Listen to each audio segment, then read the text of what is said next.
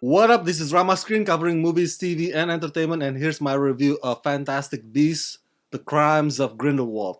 Let's rock this. Ugh, this movie is just the worst. Keep in mind that this franchise will have a total of 5 films. 5 films. And we're only in the second round.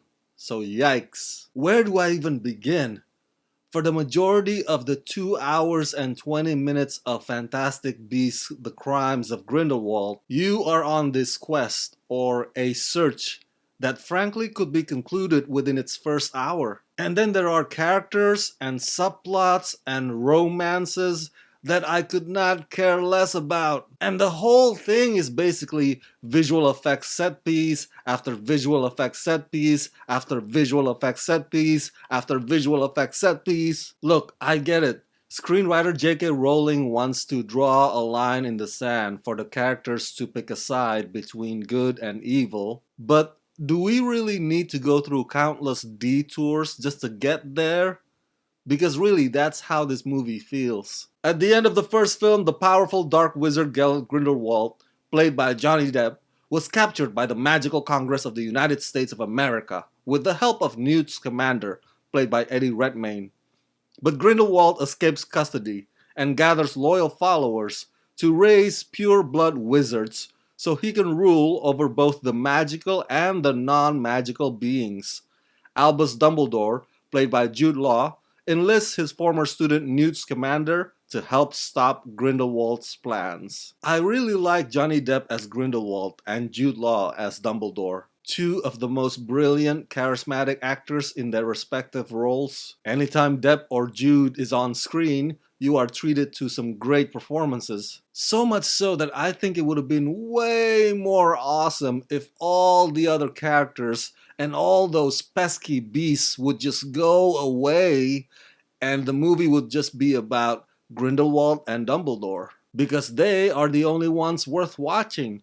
And they are the only ones intriguing enough to follow. Maybe because it's such a huge cast, but none of the other characters give us enough reason to care about them. Now, a lot of people forget about this fact, but cinema lives and breathes within the facial expression frame. I know, it's a simpleton way of describing it. But unlike stage theater acting, where your whole body performance and projecting from the diaphragm, all of that come into play, film acting is mostly about what you can convey through the reactions on your face. And so both Johnny Depp and Jude Law are masters when it comes to that, which makes you transfixed whenever they show up on the screen. Another thing that I also enjoy, surprisingly so, are the scenes that take us back to Hogwarts. Seeing that place again, after multiple Harry Potter movies, does kind of bring back some kind of nostalgia, even though Fantastic Beasts franchise is essentially a prequel. So this is how dreadful this movie is, okay? This movie is so dreadful that during those Hogwarts scenes, you're like, hey, can we just stay here? Can you make this movie about Hogwarts again, please? Anybody? Anybody?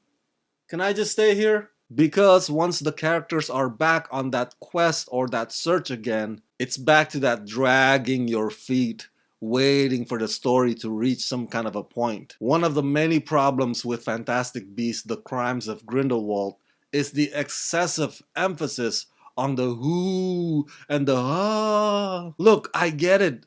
You need to wow your audiences with those CG sequences. But my God, it's as if the movie doesn't recognize the word moderation. It keeps bombarding you constantly with CG this and VFX that, and many of them don't necessarily serve the story at hand. They are there just to waste your precious time, just to make this movie longer than it needs to be. I know when a book gets adapted, oftentimes the fans would say, the book is better than the movies. Understandably so, because there's only so much runtime in a movie, and so there are parts in the book that will never end up in the script. So sometimes fans would say, oh, the movie would make more sense if they hadn't left that part out from the book. So I totally get it.